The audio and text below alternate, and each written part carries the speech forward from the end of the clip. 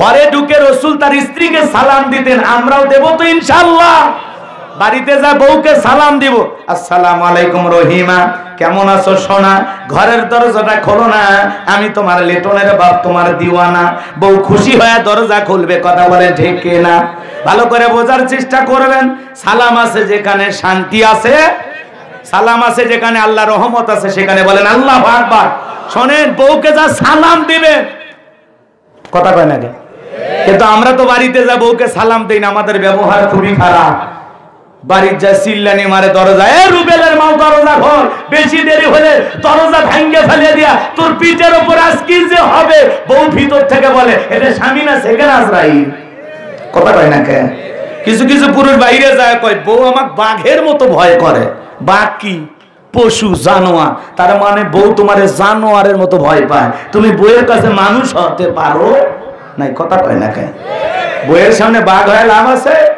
শোনেন শোনেন, দাম্পত্য জীবনে আর সুখ নাই, শান্তি নাই। আজকে ঘরে ঘরে তালাকের ঘটনা, কথা বলেন না কেন? এই দাম্পত্য জীবনে সুখ না থাকার পিছনে কারণ রাসূলের সুন্নতি তরিকায় আমাদের পরিবারের ভিতরে আমল হয় না, কথা কন না কেন? বউকে সালাম দিবেন, শোনেন, প্রথমে সালাম দিবেন, লোকজন যদি না থাকে বউয়ের হাত ধরে মুসাফা করবেন। কার হাত? যুবক, কথা কয় না? এ যুবক, বউয়ের হাত ধরতে বলেছি, পাশের বাড়ি ভাবি না, বউয়ের হাত ধরে মুসাফা করবেন। পারবেন তো ইনশাআল্লাহ? আর একেবারে যদি লোকজন নাই থাকে, মুসাফা করার পরে বউয়ের সাথে কোলাকুলিও সেরে নেবেন। পারবেন তো ইনশাআল্লাহ? হাসে হাসে, কথা বোঝেন নাই মনে হয়।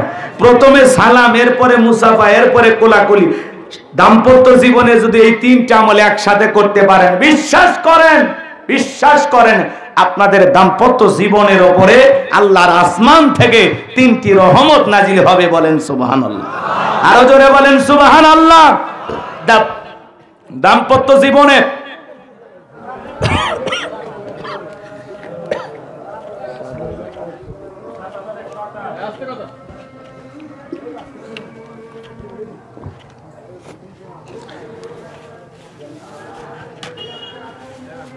আমার ভাইয়েরা এদিক খেয়াল করেন, দাম্পত্য জীবনে যদি সুখ পেতে চান, শান্তি পেতে চান, রাসূলের 4টা সুন্নাত যদি প্রত্যেকটা পরিবারের নারী পুরুষ আমল করে, বিশ্বাস করেন তাদের দাম্পত্য জীবনে কোনোদিন তালাকের মতো ঘটনা ঘটবে না। কোনো কবিরাজের পানি পড়া লাগবে না, কোনো হুজুরের পানি পড়া লাগবে না, তাবিজ লাগবে না। সেই 4টা সুন্নাত কি কি আপনারা শুনবেন? একটু হাত তোলেন তো, কারা কারা শুনবেন? লিল্লাহে তাকবীর, হাত নামান। রাসূলের এই 4টা রোমান্টিক সুন্নাত বাড়িতে আমল করা লাগবে, কথা বলে ঠিক কি না? বউকে সালাম দিবেন, পারবো তো ইনশাআল্লাহ? কি সেই 4টি সুন্নাত শেষে খালি মনে করে দিবেন, পারবেন না? একটু ধৈর্য ধরেন বাজান গো আমার। জয়পুর হাটে ওয়াজ করতে গেলাম, এক ছেলে বলে, হুজুর বউকে সালাম দিতে গিয়ে শরম লাগে। আমি তখন বললাম, বাবা বিয়ে করছো? কয় হ্যাঁ করছি। বাচ্চা কাচ্চা? কয় 3টা সন্তানের বাবা হয়ে গেল, ওর শরম লাগে না? বউকে সালাম দিতে গিয়ে শরম লাগে, ওটা শরম না শয়তানি? এর শরম যদি এত বেশি হইতো, ওর বউয়ের তো বাচ্চা হওয়ারই কথা না, কথা কয় না? কারণ শরমে যদি সালাম না দেওয়া যায়, তো বউয়ের বাচ্চা হয় কেমনে, কথা কয় না? এই জন্য সুন্নত আমল করতে গিয়ে শরম করে কোনো লাভ নাই। আপনি তো বউকে সালাম দিচ্ছেন, পারবো তো ইনশাআল্লাহ? আজকে সালাম দিবেন, আসসালামু আলাইকুম। হয়তো নতুন নতুন সালাম দিলে বউ আবার বলবে, কোন হুজুরের মুরিদ নিয়ে বাড়িতে ঢুকলা, সেদিনই তো মুখের গাছের কড়া চুরি করলা। কারণ বউ আপনার আমার ব্যক্তিগত চরিত্রটা ভালো করে বোঝে, কথা বলেন ঠিক কিনা? 2-4 দিন দিতে দিতেই অভ্যাসে পরিণত হবে। সালাম দিবেন, সালাম দিলে স্বামী স্ত্রীর মধ্যে শ্রদ্ধা, ভক্তি, ভালোবাসা, বিশ্বাস এগুলো বেড়ে যায়, কথা বলে ঠিক কিনা? একে অপরের প্রতি সম্মান, মর্যাদা বৃদ্ধি পায়, কথা বলে ঠিক কিনা? লম্বা হবে, এই জায়গায় লম্বা করার সুযোগ নাই, কথা অনেক বলা লাগবে। আমার ভাইয়েরা, বিশ্বনবী সালাম দিলেন।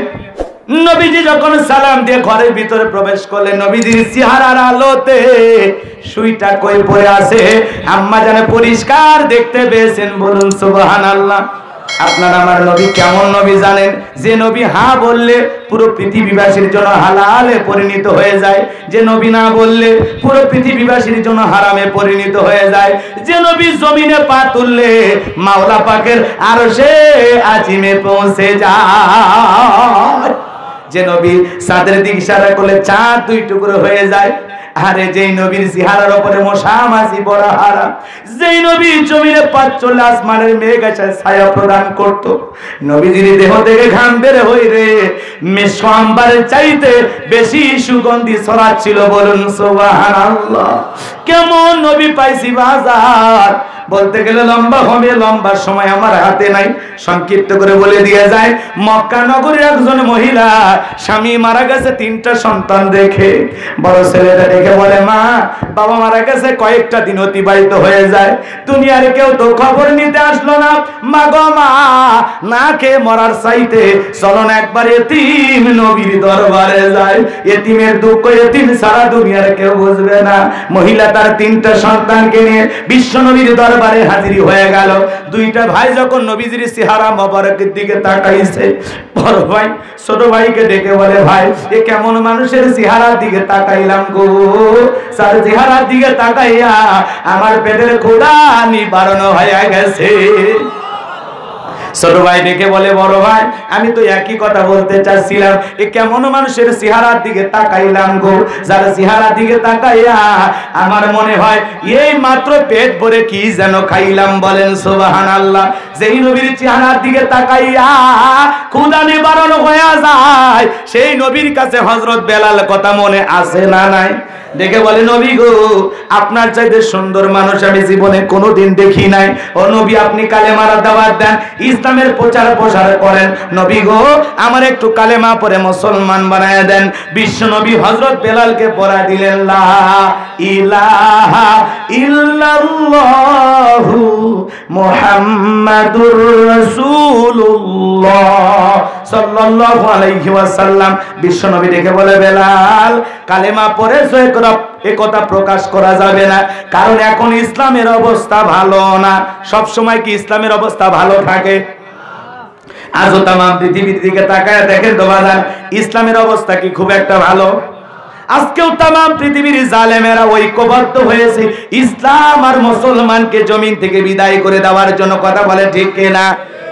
আজ মুসলমানের রক্ত নিয়ে জালেমেরা খেলা করতেছে। আমাদের পবিত্র মসজিদ মসজিদুল আকসা আজও ইসরায়েলি ইহুদিরা চতুর্দিকে সেনাবাহিনী দিয়ে ঘেরাও করে রেখেছে, জুমার নামাজও পড়তে দিল না। আজকে জুমার নামাজ পড়তে বাধা দেওয়া হয়েছে। আমি নিজে ভিডিওটা দেখলাম, মুসলমানেরা বলে ভাই মসজিদটা খুলে দাও, তারা চেষ্টা করতেছেন ঢোকার জন্য, ওরা দূর দূর করে তাড়ায়া দিল। পরিশেষে মুসলমানেরা জুমার নামাজ রাস্তার উপরে আদায় করলো। বলেন আল্লাহু আকবার। ওরা বন্দুকের নল ধরে আছে আর ওরা আল্লাহরে সেজদা দিতেছে। বাংলাদেশের মুসলমান হলে তো মনে হয় খুঁজে পাওয়া যাইতো। কথা কন না কে ভাই? হ্যাঁ, আমাদের যে ইমানের অবস্থা, ইসরায়েলি ইহুদিরা এরকম বন্দুকের নল ধরে আছে, তাক করে আছে, আর এরা এরকম নির্ভয়ে নামাজ আদায় করতেছে। কারণ 1 নয় 2 নয়, ফিলিস্তিনের মুসলমানেরা 75 বছর ধরে এই ইসরায়েলি ইহুদি জালেমদের সাথে লড়াই করে ইমানের পরীক্ষা দিয়ে আজও টিকে আছে। 75 বছর। আলহামদুলিল্লাহ আমরা বিজয়ের সুবাতাস বইতেছি, দেখতেছি। অচিরে ফিলিস্তিনের জমিন ইসরায়েল ইহুদি জালেমদেরকে হটাইয়া মুসলমানেরা বিজয় লাভ করবে ইনশাআল্লাহ। হিজবুল্লাহ পাশে দাঁড়িয়েছে। ইরানের হুতি নামের একটি সংগঠন, তারাও ঝোপ বুঝে কোপ মারতেছে। আজও তারা ইসরায়েলিদের বিভিন্ন দামি দামি জায়গাগুলোতে হামলা চালিয়েছে। আল্লাহু আকবার বলেন। আমরা চাই ইসরায়েলি ইহুদি জালেমদেরকে হটাইয়া ফিলিস্তিনের জমিন মুসলমানদের আল্লাহ দান করুন। জোরে বলুন আমিন। বিজয় মুসলমানদের আসবে ইনশাআল্লাহ। আজকে নেতানিয়াহু পরিশেষে বলেছে আমি সামরিক শাসক চাই অল্প সময়ের জন্য। ও আর কথা কয় না কে? ও আর সামলাইতে পারতেছে না। নেতানিয়াহু মুসলমানেরা মারতে মারতে তোর কোন দিক দিয়ে কি বের করবে টের পাবি। কথা বলেন ঠিক কিনা? এদেরকে মুসলমানেরা শক্তভাবে ধরতে হবে। কথা বলে ঠিক কিনা? এই ফিলিস্তিনের জমিন অনেক আগে মুসলমানদের দখলে আসতো যদি আরব বিশ্বের নেতারা চুপ না থাকতো। কথা বলে ঠিক কিনা? আমার ভাইয়েরা সামনের দিকে যায়। আজও পৃথিবীতে মুসলমানের রক্ত নিয়ে জালেমেরা খেলা করে। আজকে 1 মাসের উপরে হয়ে গেল যুদ্ধ চলতেছে। ফিলিস্তিনের জমিনে গলিতে গলিতে খাবার নাই, পানি নাই, দুধের শিশুগুলো ছটফট করতেছে। 500 নারী রাস্তার ভিতরে সন্তান জন্ম দিয়েছে। 500 জন গর্ভবতী নারী রাস্তার ভিতরে সন্তান জন্ম দিয়েছে। গাজায় বসবাস করা মুসলমানের মধ্যে 50,000 নারী এখন গর্ভবতী। এই অবস্থায় তাদের ঔষধ নাই, খাবারের পানি নাই, বিদ্যুৎ বন্ধ করে দিয়েছে জালেমেরা, খাবারের পানি বন্ধ করে দিয়েছে। ওদের হামলার হাত থেকে মসজিদ রক্ষা পায় না, অ্যাম্বুলেন্স রক্ষা পায় না, হাসপাতাল রক্ষা পায় না। তার মানে ইসরায়েলি ইহুদি জালেমদের অন্তর এত কঠিন, এত বর্বর, ওদের অন্তরে চুল পরিমাণ মায়া দয়া নাই। কথা বলে ঠিক কিনা? আল্লাহর কাছে দেখে বলি, আল্লাহ আর কত পরীক্ষা নিবা গো মালিক, তোমার সাহায্য পাঠাও। মাতা নাসরুল্লাহ, তোমার সাহায্য কবে আসবে গো আল্লাহ? তোমার আসমান থেকে সাহায্য পাঠায়া এই ফিলিস্তিনি ইহুদি জালেমদেরকে হটায়া ফিলিস্তিনের জমিনটা মুসলমানদের জন্য কবুল করে নাও। এখানে তোমার কোরআনের রাজ কায়েম করে দাও। জোরে বলেন আমিন, আরো জোরে বলেন আমিন। আমার ভাইরা, ইসলামের অবস্থা এখনো ভালো না। কোরআন মানতে গিয়ে, ইসলাম মানতে গিয়ে অনেক মানুষ ঘর ছাড়া, বাড়ি ছাড়া, অনেক মানুষ কোরআনের হক কথা বলতে গিয়ে বলেন তো কারাবরণ করেছে কিনা? আমার ভাইরা, চলুন সামনের দিকে যাই। যে কথা বলতে চাইছিলাম, নবী ডেকে বলে, বেলাল রে, ইসলামের অবস্থা এখনো ভালো না, কালেমা পরিচয় কথা প্রকাশ করা যাবে না। হযরত বেলাল ডেকে বলে, নবী গো, আমার জীবনের কোনো দাম নাই। আমি আমার মনি বোমায়ার কাছে বলেছিলাম, উটদুম্বা ছাগল পেশাব পায়খানা করে দেয়, এই ঘরে থাকতে আমার বড় কষ্ট হয়, আমার জন্য একটা ভালো ঘরের ব্যবস্থা করে দেন।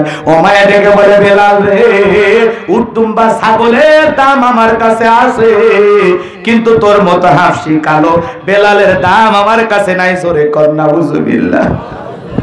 আমার ভাইয়েরা, হযরত বেলাল ডেকে বলে, নবী গো, আপনি শুধু আমাকে দোয়া করে দেন, মৃত্যু পর্যন্ত যেন কালেমার পথে টিকে থাকতে পারি। বলেন আল্লাহু আকবার। হযরত বেলাল বিশ্ব নবীর কাছে দোয়া নিয়ে চলে আসলেন। পরের দিন সকালবেলা হয়ে গেল, সূর্য উদয় হয়ে গেছে। অন্যান্য চাকরবা করে তাকায় দেখে বেলাল দরজা খোলে না। এইবার ওমায়ের কাছে নালিশ নিয়ে গেছে, ও আমাদের মনিব ওমাইয়া, এতটা বেলা হয়ে গেছে, বেলাল দরজা খোলে না, এখনো উটদুম্বা ছাগলের পেশাব পায়খানা পরিষ্কার করে নাই, তাই নাকি? বলে হ্যাঁ। এই কথা বলে আমার ভাইরা, ওমাইয়া দৌড়ে চলে আসছে বেলালের দরজায়। দেখ বেলাল দরজা খুলে দে। হযরত বেলাল দরজা খোলে না, জোরে করে ধাক্কা মারছে, দরজা খুইলা গেছে। এইবার উমাইয়া তাকায় দেখে, যেই রাত্রিতে হযরত বেলাল কালেমা পড়ে মুসলমান হয়েছেন, ওই রাত্রিতে একটা উটদুম্বা ছাগলের কাছে কোনো পেশাব পায়খানা নাই। বলেন আল্লাহু আকবার। এইবার ওমায় দেখে বলে, চাকরের দল, মিথ্যা অভিযোগ দাও বেলালের বিরুদ্ধে। তোমরা যখন ঘুমাচ্ছিলে, বেলাল তখন ময়লা আবর্জনা পরিষ্কার করেছে। তাকায়া দেখো না, তাকায়া দেখো একটা উটদুম্বা ছাগলের কাছে কোনো পেশাব পায়খানা নাই। যাও নিজেদের কাজ করো, বেলালের বিরুদ্ধে কোনো অভিযোগ আমি শুনবো না। এক পা দুপা করে হযরত বেলালের কাছে চলে গেলেন। যায় বলে, বেলাল রে, এতবার ডাকলাম, কেন ডাকে সাড়া দিলি না? হযরত বেলাল কোনো কথা বলে না, জবানটা মাথাটা নিচু করে জবানটা নাড়ায়া হযরত বেলাল জিকির করে। কার? এইবার জোরে করে ধাক্কা মারছেন হযরত বেলালকে।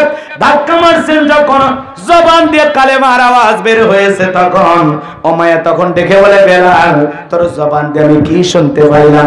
তুমি কি কালেমা পড়ে মুসলমান হয়ে গেছো? এ বেলাল, তুমি কি আব্দুল্লাহর বেটা মুহাম্মদ সাল্লাল্লাহু আলাইহি সাল্লামের দলে নাম লেখাইছো? হযরত বেলাল তখন দেখে বলে, মুসলমান হয়ে যারা মিথ্যা কথা বলবে না তারা, ওয়াকুলু কাওলান সাদীদা। আরো জোরে বলেন আল্লাহু আকবার। মুসলমান হবে যারা সত্য কথা বলবে তারা। কথা বলে ঠিক কিনা? মুসলমান কোনদিন মিথ্যাবাদী হতে পারে? কিন্তু আমরা সকাল বিকাল মিথ্যা কথা বলি। মিথ্যা বলতে বলতে চেহারা বেঁকা হয়ে গেছে। সকালে মিথ্যা কথা বলে নাস্তা করে, দুপুরে লাঞ্চ করে, রাতে ডিনার করে, ভরা পেটে মিথ্যা কথা, খালি পেটেও মিথ্যা কথা, ঘুমানোর আগেও মিথ্যা কথা, ঘুম থেকে উঠেও মিথ্যা কথা। এত মিথ্যা বলে শয়তানও হাসে। নাই নাই, সামনে সামনে বসে। কষ্ট হচ্ছে আপনাদের মনে হয় না? মুসলমান কোনদিন মিথ্যাবাদী হতে পারে? মুসলমান হবে সত্যবাদী। কথা বলেন ঠিক কিনা আমার ভাইয়েরা? মুসলমান মুখে যা বলবে